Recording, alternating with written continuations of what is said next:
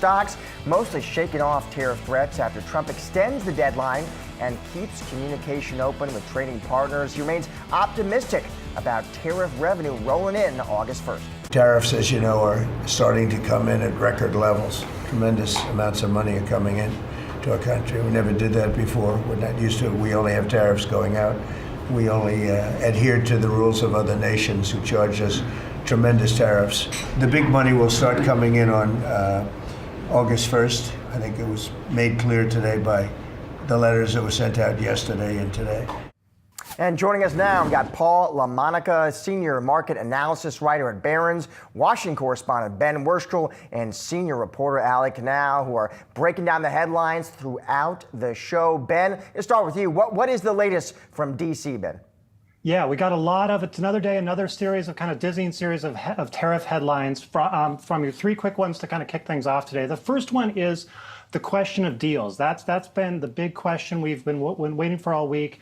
India and the European Union are in focus, and Trump at that cabinet meeting from the clip you played suggested that things were going okay with Europe, but that they could be in line for a letter too, which would be a surprise to negotiators there who have been aiming for a deal there, which would lower rates and would be a more market-friendly response. It kind of goes to this overall point of how this new deadline, which Trump referenced there of August 1st for tariffs to actually begin, is shifting the sort of the overall deadlines here for tariffs later in the month. So we still may see deals this week, but the overall deadline is shifting. And a couple other quick ones is news on sector tariffs. This is a whole nother track of Trump's tariff agenda that wasn't supposed to be in focus this week. But we have news, which is a 50% tariff on copper. Trump announced that as well at the cabinet meeting. He talked about how an ongoing investigation of copper is ending, and then there's going to be a 50% tariff. This would join the 50% tariffs already in place on steel and aluminum. He also referenced pharmaceutical tariffs, which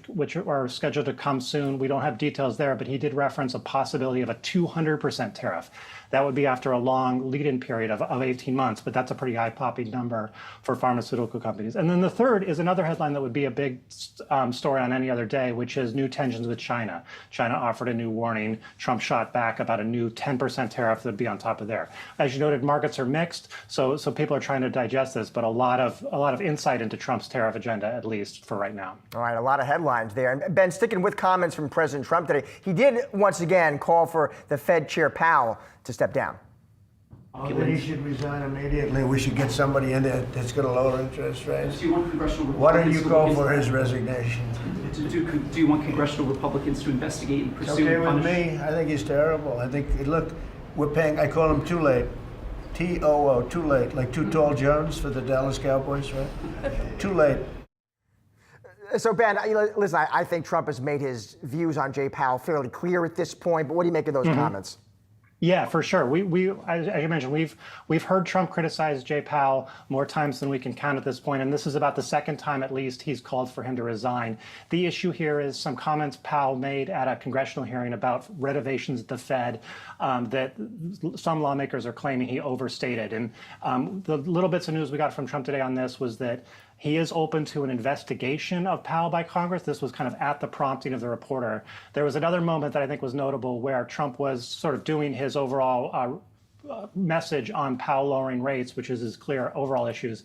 And he looked across the table and said, "I like you better." And of course, the Treasury Secretary, Scott Bessent, traditionally sits across the table. So it seemed to be a reference to the idea that Bessent could be a nominee still to replace Powell either this fall or next year. Paul, I want to bring you in here as well, get your thoughts. So Trump speaking for a while today, Paul. I think we were nearly 2 hours there, making a lot of news, tariff news, his thoughts there on Jay Powell. Give us your take. Yeah, well, first off, sadly, no one's ever going to call me Paul Too Tall LaMonica.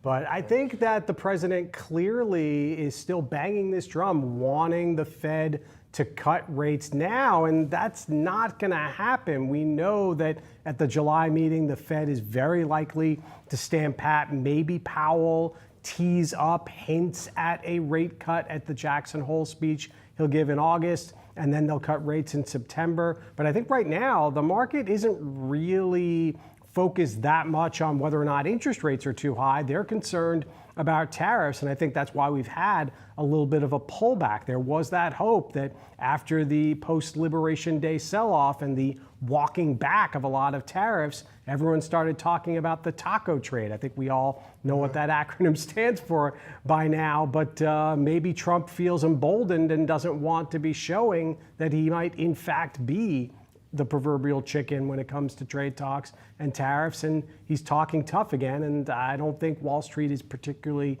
keen on that right now. And Ali, over to you in terms of how the street is reacting. What are we seeing in the markets? Well, if we take a look on a sector basis, Ben was just talking about those 50% copper tariffs. Now, we don't know exactly when that's going to be implemented, but you can see this spike that we saw in copper futures. We're up well over 10%. We still are hovering around those 10% gains, although we are well off some of the highs that we saw earlier. And this, of course, will join those steel and aluminum tariffs.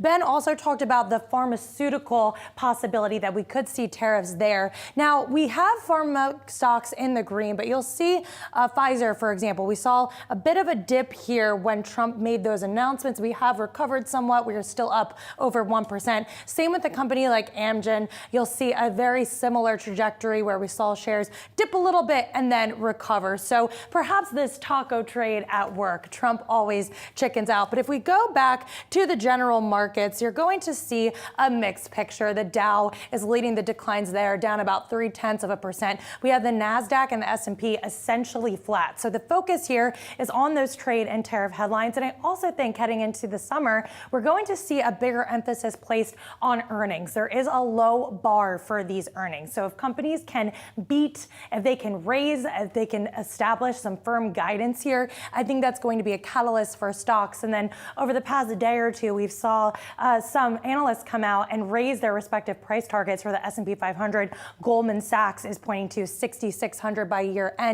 Bank of America is more conservative at 6,300. And if we take a look at where the S&P 500 is currently trading, there's not that much upside there for that 6,300 call. So perhaps we'll see how these trade developments shake out. But I do think we are poised for some volatility this summer, especially with Jackson Hole in August, always seeming to rile markets up a bit, Josh. All right, Ali, Ben, thank you both so much.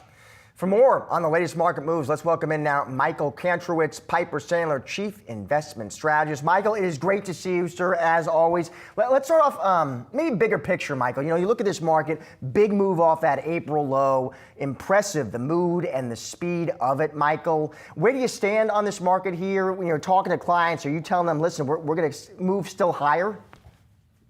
Well, I think over time, over the next 12 months, I think we could see the market still go up another 6 to 8%. I think it's important to recognize or acknowledge that the last 3 months moves was largely pricing out of macro risk. Whether you look at PEs, which have rebounded, or credit spreads, which have compressed, it's been a very macro-led tape, where kind of a rising tide has lifted all boats. Going forward, we should not extrapolate this or expect, the same level of returns, of course, every 3 months. And we'll probably see earnings matter a lot more for stocks than macro in the coming months. What about the Trump tariffs, Michael? We were just talking about that. Trump speaking for a while today, I think nearly 2 hours, making more news on tariffs. We had some market pros and strategists on the show this week, Michael, and they looked at those headlines, and honestly, they kind of said, you know what, you got to take a deep breath. I mean, literally take a deep breath and just realize that, in their words, it's just a Trump tactic. It's a Trump negotiating strategy. Do you agree with that, Michael, or is that maybe too complacent? Well, I think you have to somewhat agree with that, because that's been the recent pattern. I don't think we're going back anywhere near levels we saw earlier this year. The market's already been shocked by tariffs. I'm not surprised we're obviously still debating it, because it's still very much a real issue. I just think it's more of a risk to the downside for specific companies or specific industries, rather than systemically a downside risk to the economy or markets. And Paul, I'll bring you in here as well. Is that how you're kind of seeing it? Yeah, I think that right now there are definite concerns about how rapid this rebound has been from those post-Liberation Day lows. I mean, valuations, you blinked and you missed when stocks were maybe not cheap, but a little bit more attractive. Now multiples have crept back up to the, 22, 23 times S&P 500 earnings estimates for this year. Maybe not overly frothy, but definitely still more risk, I think, to the downside. And as Ali alluded to, earnings are going to be coming up very soon. A lot of the big banks reporting next week. I think investors really want to hear what those companies, what the Jamie Dimons of the world have to say about the backdrop right now, whether they're still nervous, if they think that consumer spending is going to hold up, will business spending be resilient also? And if so, what is that going to mean for corporate profit growth? And Michael, following on Paul's comments about earnings, I'm just curious, listen, Q2 earnings on deck. What are you listening for, Michael? And is it possible this is a positive catalyst for the market? Yeah, it could be. There's still going to be a lot of uncertainty. I mean, everyone from investors to the Fed to companies are going to continue to have to react to the tariff policy changes. There's not a great amount of conviction in the economic outlook, partially because of that, and I think partially because there's some parts of the economy and some companies that are not doing well, and on the other side, there's definitely some positive and strong parts of the economy and in companies. So it really becomes again an idiosyncratic stock pickers market, I think, from here. Assuming that we don't see any interest rate shock, we don't see unemployment go up. If you look at unemployment, it's been more or less sideways for the last year, and we don't see aggressively higher tariffs, broadly speaking, which I don't think we're going to see. What about, Michael, the bond market? Relatively calm. I'm looking at your benchmark 10-year at 4.4. Where do you see that headed near to intermediate term? Yeah.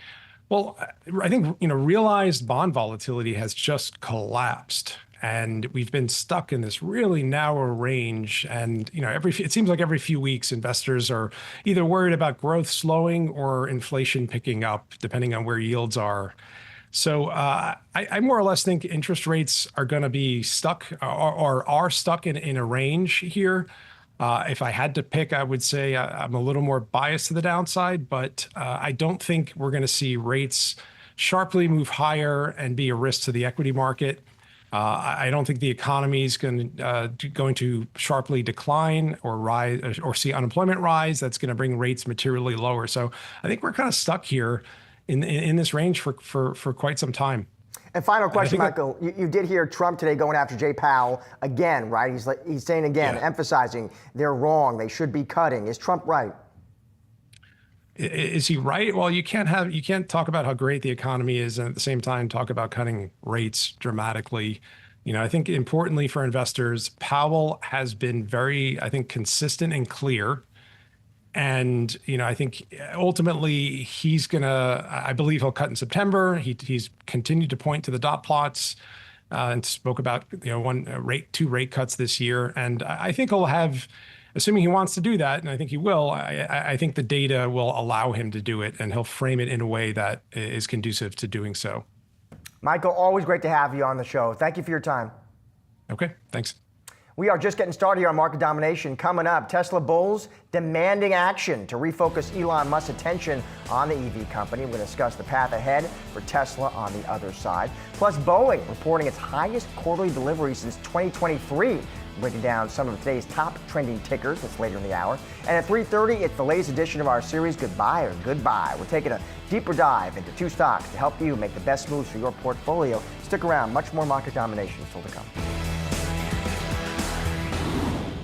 Tesla bulls demanding action to refocus Elon Musk's attention to the EV company. Wedbush's Dan Ives calling it a tipping point in the Tesla story. Yahoo Finance's Pras Subramanian joins us now to discuss. Pras, so here, Dan Ives of Wedbush, of course, bull of bulls on Tesla. I mean, guy's been on this show many times. He pounds the table for Tesla. Goes on X, and here's what he says Tesla's board should do, Pras. He says, new pay package getting Musk to 25% voting control. He says guardrails establishing amount of time Musk spends at Tesla, right? I don't know. When I think of Musk, I don't think of the word guardrails, but okay, Dan. Third, oversight on political endeavors. Okay, it's an ask. Ives post this on X. Elon Musk himself responds, "Shut up, Dan." That's his. What do you make of it? First of all, for Dan Ives, not the first time he's asked the board to step in and kind of rein in Musk. I think that's been something that a lot of people asked for. He's the second time he's asked for it now. America Party was, I guess, too far for him in terms of all the problems with government regulation. If you kind of bring that on, but be that as it may, I mean, it's just funny the whole back and forth. Ives and Musk is a big fan of Ives and vice versa. To see them kind of actually butting heads is. To your point, maybe as you were saying off camera, we should construe it as someone actually. Somewhat must be maybe in his own way polite. I mean, it could have been a lot worse than "shut up, comma Dan." Was your point? Right. Just lay off right now. Right. So I don't want this heat right now. But we've been talking about this. Paul and I are talking about this. But it's like the company. It's not just Musk. It's other issues that are going on with the company for a number of months now. Demand issues. Tesla's EV tax credits threatened. Robotaxis happening now, but are they going to really sort of push the kind of the boundaries and kind of take on Waymo? I mean, we'll see, right? Well, but it was interesting, Paul, because I think, listen, he goes on X, and Musk is now talking all about, I'm going to start this new American political party. And of course, if you're a Tesla investor, you're looking at it, you're wondering, well, hold on a second. Where exactly is this guy's focus? Where is his attention? Yeah, and this has been a knock on Musk for years, because clearly this is someone who, for better or for worse, is easily distracted. He has SpaceX, he has X, which I still call Twitter, and many other ventures beyond Tesla. And Tesla is at a point now where they arguably need Musk more than ever, given the concerns about demand for electric vehicles and Tesla's electric vehicles in particular. Musk is now a very polarizing figure. You would think that starting a political party is not the best way to sell more electrical vehicles and eventually wind up with more contracts with NASA and other government agencies as well. So I understand Dan Ives' frustration. One thing that I always found interesting about Ives, who has remained a very unrelenting bull about Tesla, at what point do you just throw up your hands and say, I can't do this anymore? We need, if not a grown-up in the room, at least someone who's going to take things more seriously. And it doesn't appear that Musk at this point yet feels that there's any crisis at Tesla. And it may not be a crisis, but it does need his, more attention, I think, from him. We've heard in other reporting, I think the Journal talking about the board, it was sort of weighing how they can actually rein Musk in, bring him back to work, things like that, make him sort of absolve some of these political statements. But clearly it's not working, and this is sort of maybe a failure of the board, I'm not sure, but we know that they are thinking about it. They're curious, how can they control him? Because seemingly he's got an ADD type of personality, and he can just sort of focus on different things. And the bad things are when he focuses on things that are unrelated to his businesses, and that's the problem, right? You cut through the headlines, I mean, at the end of the day, listen, this company, it has to move cars, right? I mean, it comes down to the EV sales. That's still what's driving the company's P&L. Right. You looked at the recent deliveries, and they were better than at least maybe some feared on the street, and you did see the stock pop there. So now we wait for the earnings. What's ahead for that EV business? So two things, right? I think the big thing is, when are we going to see that cheap EV that they've been talking about for over a year now, and what people think will actually be the main driver of potential new sales, right? Because right now, I think Tesla's poised to have a second year in a row of sales that are less than the year before, which is a huge problem for a company with 70x forward earnings, right? So that's one thing. And then obviously the robotaxi test. What's going on there? The whole bet of the company is on AI and autonomy, and it's happening now. It's sort of slow, some hiccups here and there. Can we hear more about more cars on the road, more users, more? Can they open it up to test to you and I? That's the big question. Do you think, Paul, I mean, one question would be with that EV business is the extent there's been any brand damage, and whether you think there's been any kind of permanent brand damage. Because that was another big question, whether Musk goes hip to hip with Trump, and we had any number of analysts come on the show who cover the company and say they thought that was doing some damage to some number of EV buyers, Tesla buyers, right, big fans. But now, of course, he's distanced himself from Trump, so he's also angered MAGA. Where is the brand here? Yeah, I think it's very difficult, and it just shows the miscalculation, I think, on the part of Trump to get overly political in the first place. There's a reason why isn't great for our business as journalists to have many CEOs come on and be very boring and cut and dry and not share any sort of views beyond what the latest quarter's earnings look like. Give Musk credit for not being one of those CEOs. Right. But this was a company that, remember, it used to be that like Tesla drivers, it was the liberal elite on the coast. The Larry Davids of the world were the ones driving Teslas. Yeah. Then it became something that maybe wasn't the MAGA car of choice, but Musk became a MAGA person, and he fully embraced it for maybe a little bit longer than Scaramucci did, but not much. And now here we are. He's probably alienating the MAGA fans because now he's very vocally anti-Trump. You just have to not talk politics if you're a smart CEO, unless you want to be one day. And by the way, he can't run for president unless you change the Constitution. That's correct. The next guy we have to get on the show is Larry David. That's what Paul is thinking. How does he feel about it? Exactly. Perfect. Cross, thank you, my friend.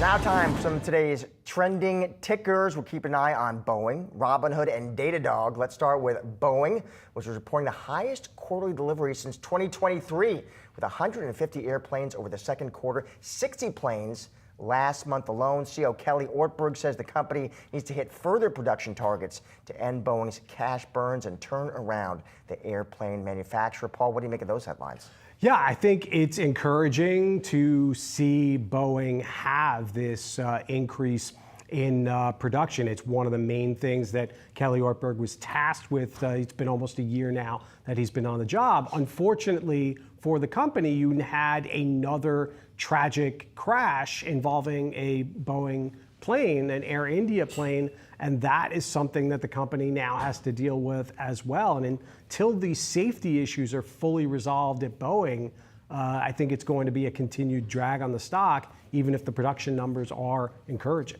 Yeah, we know Boeing has lagged its rival Airbus in sales and deliveries. Per Bloomberg, though, the June surge does put Boeing neck and neck with its competitor there. Is Boeing a buy here, Paul? Most analysts cover it, say yes. It got nearly 70% like it on the street still. Yeah, I mean, I think Boeing stock probably has the worst priced in at this point, but it is such a volatile business. And when you are subject to headlines like plane crashes that are, I wouldn't say out of your control, because if you have better safeguards where you're building planes that aren't going to crash as much as the Boeing planes have, then that is something that I think investors are clearly worried about and cognizant of, and it's one of Ortberg's biggest challenges, I think. All right, moving on. Let's get Robinhood as well, because that's in the news. The Bank of Lithuania announced it is awaiting clarifications surrounding the financial service company's tokenized stocks of OpenAI and SpaceX, two companies not listed on the stock exchange, of course. CEO Vlad Tenev, and speaking to CNBC, said that the stock tokens are not equity in the company, but are, quote, enabled by Robinhood's ownership stake in a special purpose vehicle. The new Robinhood tokenized stocks allow investors to expose themselves to U.S. stocks, which include private companies. And Tenev says that the construction of the tokens will withstand regulatory scrutiny. This was an interesting one. So basically, Vlad saying the company is in talks with regulators over its offerings of these tokenized equities in Europe, Paul. Tenev telling media they have some questions. He says he's referring to the Bank of Lithuania, which oversees Robinhood's activities in the EU, says they want to make sure that everything is proper. We are confident, he says. Who knows? Maybe you get tokenized equities coming soon to the U.S. Who knows, Paul? Yeah. From Robinhood. Yeah, I mean, the bigger issue might not be just the regulators. It's also, Josh, the fact that OpenAI came out and vocally said, correct. We do not endorse this. This is not something that we have any involvement in whatsoever. So OpenAI, a still private company, may or may not go public at some point.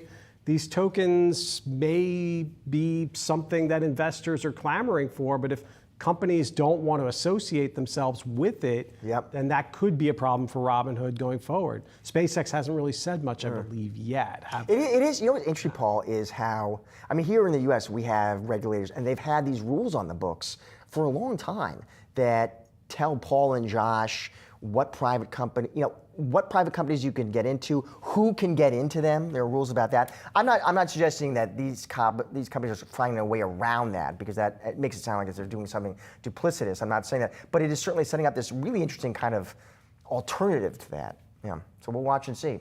Finally, Datadog falling at a rating downgrade that came from neutral, price target introduction of 105 by Guggenheim. So this one, Guggenheim does this, they cut this one to sell, Paul. They say OpenAI, its largest customer, may have already started to move off Datadog for log management onto its internally built solution. They say it could mean revenue risk in the second half. Their target is 105 here.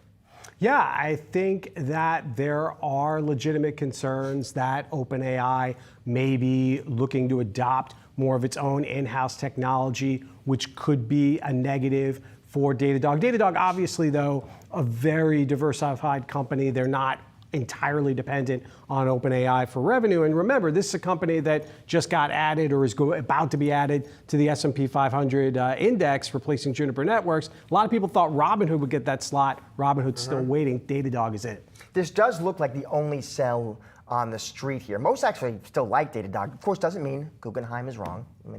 Will it be a good buy or goodbye for your portfolio? We're taking a close look at two stocks that may have surprising impacts. Stick around. Much more market domination. That's coming up next.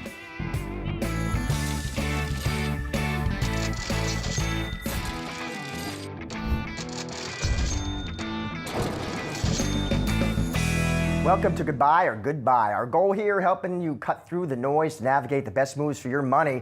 I'm here with Hennessy Energy Transition Fund Portfolio Manager.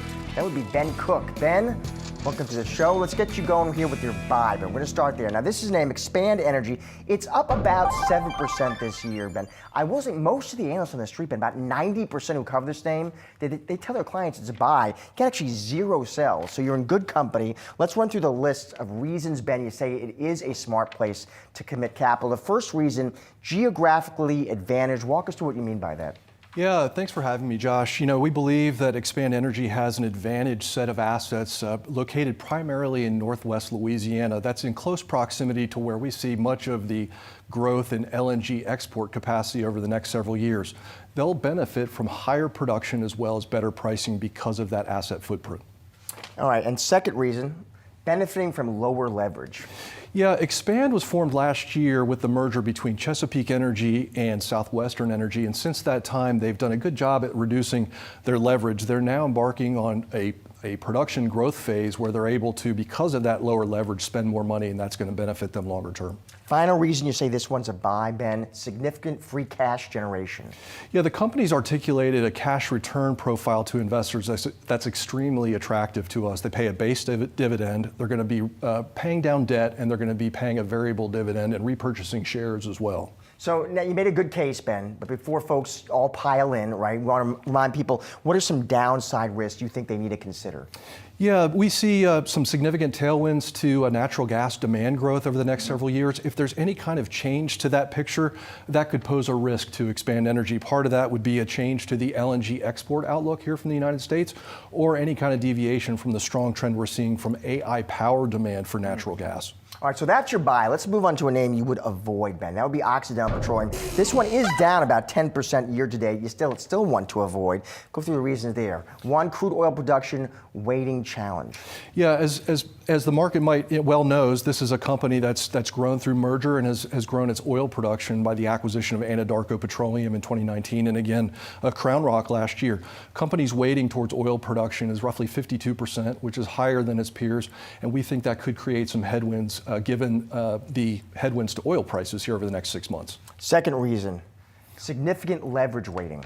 Yeah, as I mentioned, you know, the acquisitions that the company has undertaken over the last several years has resulted in above average leverage, and as a result, they're required to, really the market wants to see them pay down that debt before they start returning significant cash levels to investors. And third and final reason you say this one to avoid, Berkshire Hathaway's large stake. Yeah, the name Berkshire Hathaway is generally associated with a bullish outlook on a stock. Berkshire owns roughly 28% of the common shares, and they own a significant preferential issue as well. Obviously, a succession issue at Berkshire Hathaway, Greg Abel coming in from for Warren Buffett's seat. Any kind of communication that would suggest less interest in the equity, we think would be create an overhang on Occidental stock. All right, now before you avoid it though, what would be the upside risk you got to think about? Yeah, great question. Obviously, any move that would support a higher move to the crude oil price would be beneficial for Occidental. So we'll be watching for any kind of change in crude fundamentals over the next 6 months. All right, so there is a buy, expand energy, avoid Occidental Petroleum. Ben, great to see you. Thank you, sir. Thank you very much. All right, thank you for watching. Goodbye, goodbye. Stick around, much more market domination. That's right on the other side. Amazon's Prime Day deals will take front and center stage for most shoppers this week as it extends its signature shopping period to 4 days for the first time. But this year, as in recent years, it is not alone. Yahoo Finance's Brooke DePalma joins us now with more. Brooke. Good afternoon to you both. Certainly what we've seen in recent years is really Amazon get taken on by their retail rivals. Think Target, think Walmart specifically, but so many others are looking to get on this big splash of savings like Target, Home Depot, Lowe's, Best Buy, even Tractor Supply and Ulta Beauty. Well, they're looking to get in on the action too. But let's take a closer look at one of their biggest competitors, Walmart. Well, Walmart, they're really up their ante when it comes to their e-commerce business. In the last quarter, that e-commerce business here in the U.S. just turned profitable, and now they're really doubling down on their offering this week. They're, instead of just having a 4-day event like Amazon Prime, they're looking to do it bigger. And so Walmart's having a 6-day event from July 8th to July 13th. That's trumping Amazon Prime's Day event from July 8th to July 11th. Now, some sources telling me that Amazon is clearly the big winner this week. And sure, customers, just top of mind, they'll go to Amazon first, they'll look at the prices, but then ultimately what they might be doing is going elsewhere in this environment where consumers are so conscientious about how much things cost. They really are conscious about where exactly they want to spend here. And so they'll go elsewhere. They'll go to that Walmart. They'll go to these other retailers. But this could be a prime opportunity for Walmart. That's what some analysts tell me. Specifically, what they really want to gain here is memberships. Walmart Deals Week, they're ultimately enticing those Walmart Plus customers, something that'll launch back in 2020, to sign up.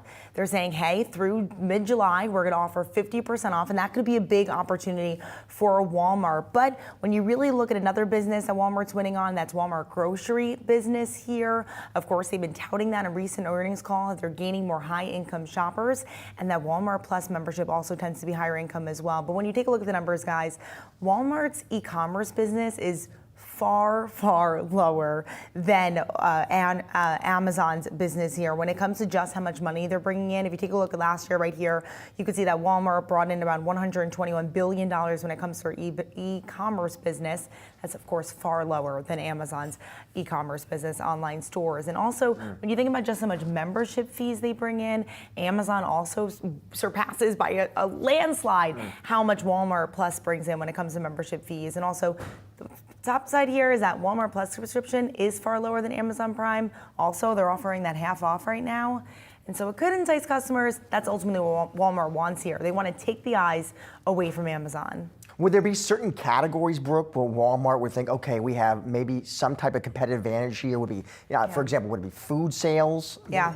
Certainly. So 60% of Walmart's U.S. sales is grocery, and that's what ultimately Amazon has to worry about here. One analyst telling me that one of the biggest things that Amazon, or rather Walmart, has to look out for is if Amazon gets competitive on their grocery business. And what we've seen in recent months is really Amazon invest, look around, see exactly how they could really integrate and grow that Whole Foods acquisition that happened back in 2017, just a few years ago now, it seems like, with the pandemic. But really, they're trying to entice consumers here with that. So it's interesting, Paul. I was reading this note from Evercore's Mark Mahaney, who we both know. And Mark's one of those analysts, smart guy, been around a long time. And when Mark speaks, people tend to pay attention. And he was saying his own surveys, though, show, even as we talk about this competition, Mahaney was saying his surveys show that, listen, Amazon is still running point here. They are the clear leader, he says, in online retail, the clear leader in just price and selection and convenience. Yeah, I think that many curious shoppers are going to look around and maybe try and find bargains, but how many are there that aren't already Prime subscribers? And if you've got that Prime sticky, subscription, it's incredibly sticky, not the least of which you need to watch it to, you need it for watching Yankees games now. Right, Wednesdays. It seems like everything now is tied to some sort of subscription. There is some subscription model, Prime Video, very, very sticky. And I think that consumers probably aren't as interested in having multiple e-commerce. I'd be curious if there are surveys about that. We all know that they've got Disney Plus, they've got Netflix, they've got Prime Video, but are you also going to be one of those people that has a Prime subscription for retail, for shopping, but then also a bundling. Walmart Plus? Right. Yeah. I don't know if there's that overlap necessarily. Yeah. And Walmart Plus is really the free pharmaceutical delivery right now. They have a Paramount Plus subscription within that $90 per year bundle. And so it's like this bundle where it's like, how much can I squeeze into this membership that really makes it worth paying that annual fee for? And when you think about it being a little less than Amazon, of course, they raised their prices over the recent years. It's like, what is going to get them there? Once again, that grocery business, the free grocery delivery, something that Amazon has struggled to really retain consumers with, that's something that could give Walmart an edge up here. Of course, they're way behind still. I think there's only so low that Amazon is willing to cut prices at Whole Foods. That's clearly still a brand with a higher end sort of consumer. So they may have to concede defeat, and Walmart's going to win that one, I think. Do we know, Brooke, the Walmart Plus membership, do we have any kind of line of sight into what's the demo for that? Yeah, it typically skews middle to higher income. Think about someone who's paying $98 a year. Of course, now Walmart likes to entice consumers, and they offer certain incentives for, say, consumers or customers who are on SNAP benefits, also customers who maybe come in a certain income level. And so they'll offer, say, this deal throughout the year, but specifically now that 50% off. But of course, even at 50% off, that's still roughly, say, $40-ish per year. And so it's not necessarily cheap, but they're saying, hey, we're going to give you all these bundled in. That makes the price tag worth it. I did see reports that Amazon's Prime Day sales fell about almost 14% in the first 4 hours of the event compared with the start of last year's sale. But as you said, Brooke, it's 4 days now, so let's see how it shakes out. Well, it's 4 days, not 6 days like Walmart, but also think about all these companies also doing deals. And in this environment, if they're cross-comparing and they're trying to get the best deal, did it actually work? Did some other retailers take share from Amazon? I think we'll have to figure that out over the next few days. We'll have you back to break it down. Thank you, Sounds like a Brooke. plan. Appreciate it.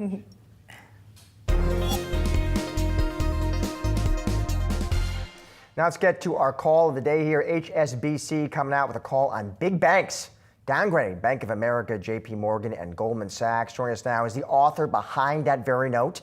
That would be Saul Martinez, head of U.S. Financial Research at HSBC. Saul, it's great to see you. So if you just look at a chart here, I'm just looking at the XLF, nice move off the April low. And I guess, Saul, when I was reading through that note, that was sort of the issue here in part. It sounds like you were telling your clients, Saul, listen, the fundamentals look healthy, but valuations may be a bit stretched. Yeah, I think I would agree with that.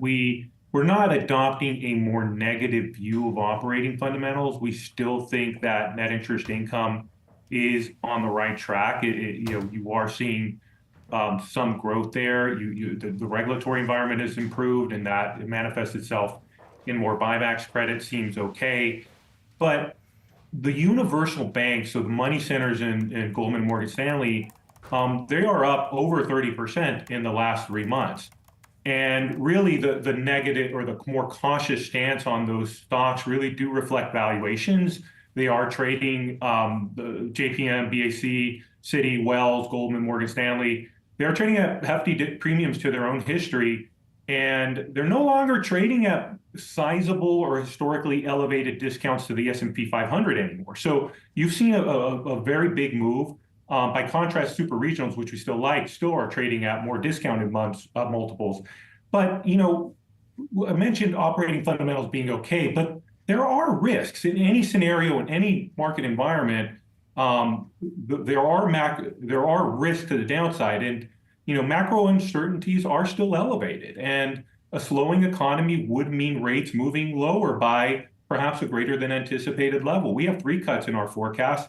The forward curve is still close to 5. So the universal banks are more sensitive to net interest income. So in an environment where you slow down, there is some adverse impact, and that does not seem to be priced in very much. And then the third thing is that I would just mention in terms of being a little bit more cautious here is that, yes, the deregulation story is good.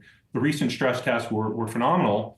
And we are incorporating more buybacks into our forecast, but we're incorporating more buybacks at 30, 40% higher stock prices. So that's very dilutive to book value per share, to tangible book value per share.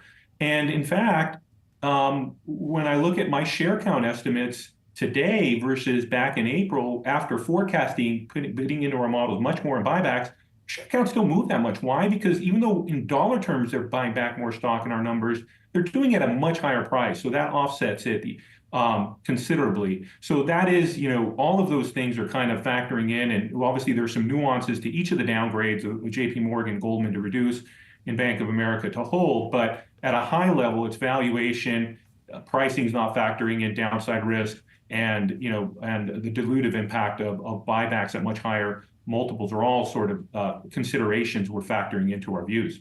Let's dig into a couple of specific names, Saul, because you do take JP Morgan and Goldman. You took both of those to reduce rating. Just walk me through those two names in particular.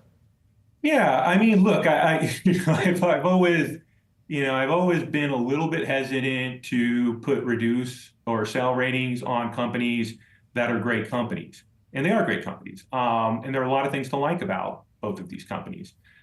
That said, there is a price for everything. And in JP Morgan's case, I think the math just doesn't work at these valuations. The stock, so with banks, you look at price to tangible book value multiples and return on tangible common equity, higher ROTCE, higher price to tangible. JP Morgan is trading close to 3 times tangible. That is a very elevated multiple.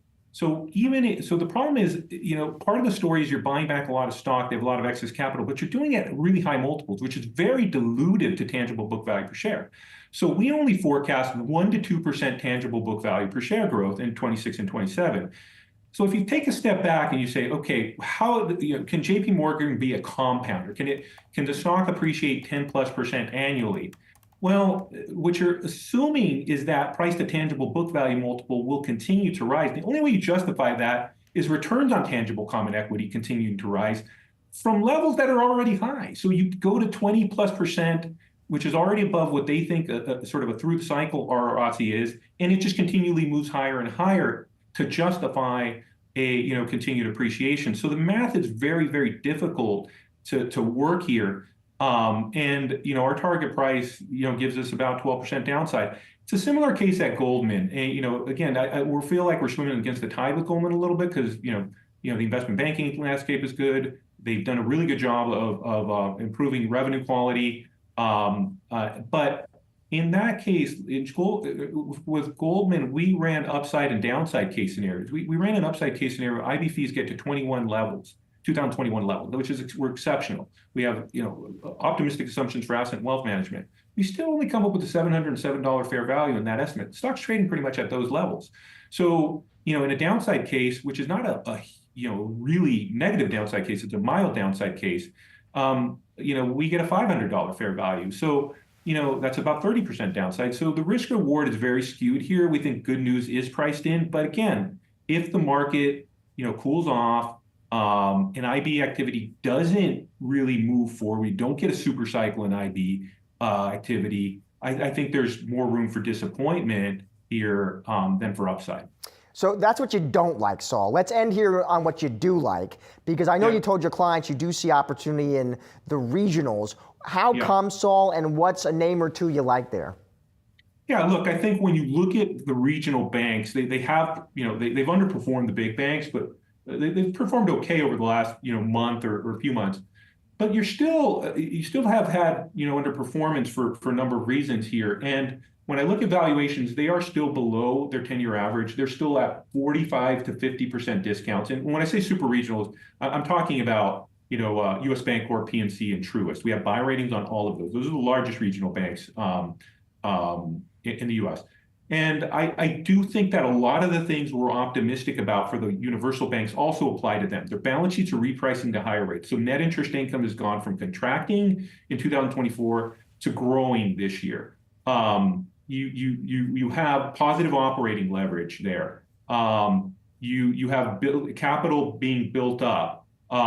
You're starting to see, in some cases, a bit of loan growth. So I do like U.S. Bancorp a bit. I do think it's a differentiated business model, not just commercial banking, but they have a good consumer banking business, a leading trust business. They're generating positive operating leverage. They're trading at roughly 10 times 2026 earnings. So it is discounted, amongst the highest profitability of any bank we cover. And we also like Truist, which is a little bit more of a turnaround story, but we think they're making progress on costs. We think they have a strong capital base, and again, it's at 10 times earnings, and we think the ROTC is moving from low double digits to mid-teens, and we think there's room for multiple expansion there. So always good to see you, and we appreciate your time and those picks, sir. All right, sounds good. Anytime. While we're wrapping up today's Market Domination, don't go anywhere. We've got you covered with all the action following the closing bell. Stay tuned for Market Domination Overtime.